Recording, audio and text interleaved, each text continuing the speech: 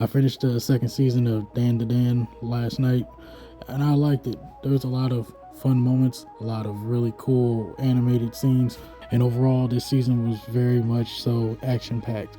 Now, as far as which season was better, one or two, I actually can't say for sure, just because there were certain things I thought that were done better in season one, and then there were certain things I thought that were better in season two.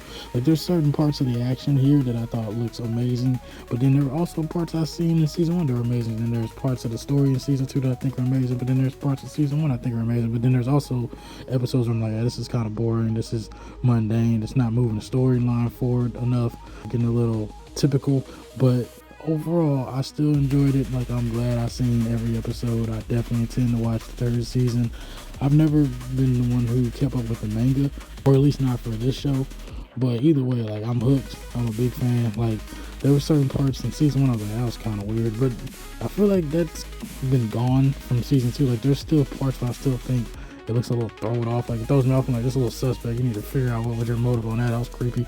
But as far as season two, I feel like they've gotten a better clamp on that, and now we're just getting awesome action, great story, and character development. One thing that season two has also did for me, it's made me really want a dandadan video game. Like, I would play the crap out of that, whether it was multiplayer or single player. I would be hooked.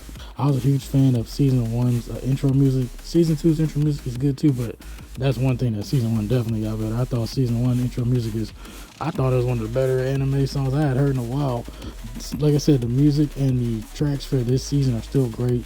I love the action scenes. There's a certain episode that has to do with a rock band. That was amazing. I feel like the color palettes, the lighting, the moods are set just right for a lot of episodes here. And even though there are some serious tones and serious moments, it still has that playful feeling that, makes you happy to see these characters grow up together and learn new experiences. And like I said, I'm excited to see what happens to them next. The cool thing about this anime, which you don't see in every anime, is that every character feels like they have something that is valued and that is a special part of the team, something that is needed in order to make the team as great as it is. Now, I'm definitely not saying this is one of the best animes I've ever seen or anything like that, even though it has a lot of really cool moments. But out of all the animes that are out right now, this is probably my favorite one. With the way the main character has been going all out and finding new ways to utilize his power, it makes me very curious to see what other moves they'll come up with, what other animations, what other fight scenes, just because the sky's the limit with the way they've set it up so far. Something that also plays its part in this story, something I'm not as interested in, is the romantic interest,